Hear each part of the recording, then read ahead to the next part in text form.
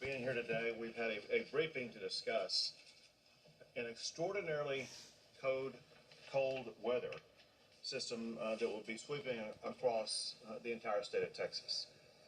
There will be ultra cold temperatures, and we need to make sure that everybody in the state of Texas is aware of what's coming, but also aware of two primary issues that I want to focus on.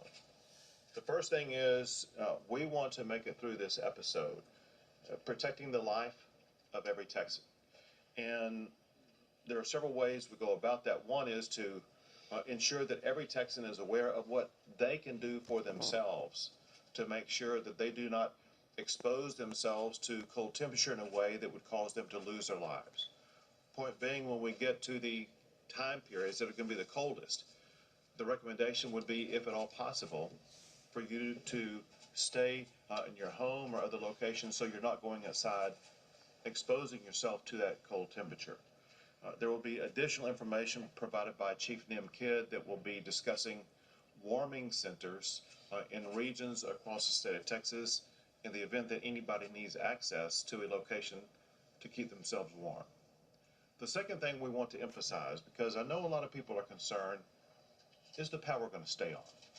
And as we will explain in detail, we feel very good about the status of the Texas power grid and ERCOT to be able to effectively and successfully ensure that the power is going to stay on throughout the entirety of this winter storm episode.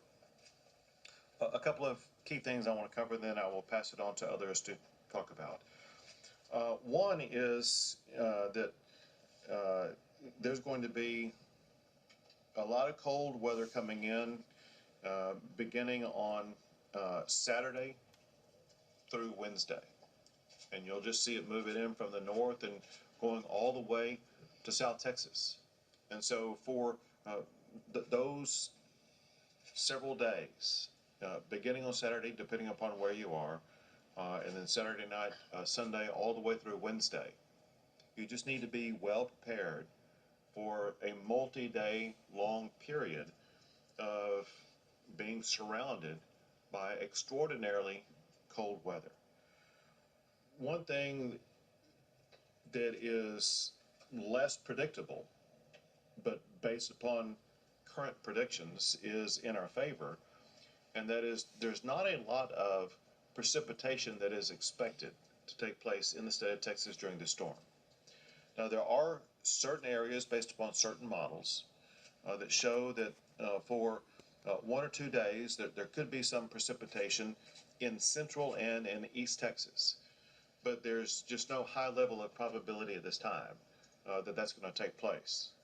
If it does, obviously, there are extra precautions that need to be taken. Anybody who gets out on the road and drives in an area this cold that has any precipitation on it needs to understand that it's a very dangerous situation. If you do not need to be on the road, don't go on the road for a day or two. That's a way that you yourself can ensure that you're protecting your life. Everyone knows that if you're driving on icy roads, sometimes it's difficult to really see with your own eyes that there's ice on the road until you hit your brakes and you lose control of the vehicle.